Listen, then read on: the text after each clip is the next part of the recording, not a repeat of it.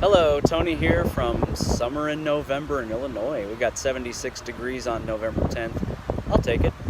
So today I wanted to talk about consumption and trusting your gut or intuition. There's some sayings that have a lot more meaning than maybe I would have thought they did. The first one is, you are what you eat. And we've heard that before, and there's many ways to interpret that. But if we change the word eat to consume, you are what you consume, then that changes a little bit because that opens it up. So now, beyond eating food or consuming food, we can add anything we consume to that idea. So what all do we consume? Well, I'll name a few, but there's a lot more, I'm sure. We consume television, we consume news, we consume music, we consume artwork, we consume anything we see, we consume anything we hear, anything we feel. Any of that is consuming or consumption. And if we then go back to you are what you eat, now it's you are what you consume, and that includes a whole lot of things.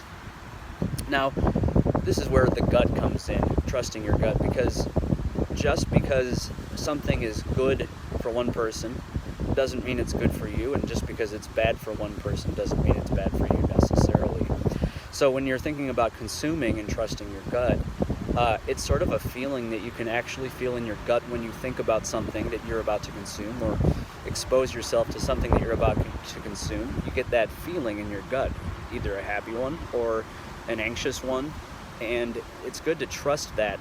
And we've been trained out of trusting that because there are things in our world that are considered good or that are considered bad. But I would say it's different for everybody in every circumstance. And my best example for that in terms of what to consume is music, right? So say take a heavy metal piece based on, or song based on hate or anger or any of those things. Well, for a lot of us, that consuming that music is going to make us feel worse and probably not put us in the state we want to be in, right? But now consider that you're a person who has been, let's say, kidnapped, and you've been told what to do and what to say and what to think and what to eat for days, weeks, months, longer, however long.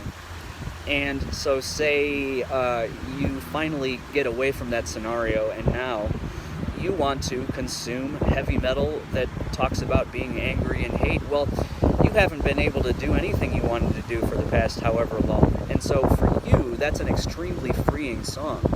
But then another person who's done a lot of work on themselves for years and is doing a lot of high vibrational things and acting in that way, well, for them, that's going to bring them down. So is a song, is a food, is a TV show good or bad for you to consume? Well, that's going to be different for every single person based on where you are in that moment, and it's going to change. So you can't just go by what you hear someone else tell you. You have to use your own gut instinct, and when you do that, then you're going to consume exactly what's right for you, exactly when it's right for you. So I hope this helps today, and I hope you have a wonderful day and enjoy as much of the beautiful weather as you can. Peace and love.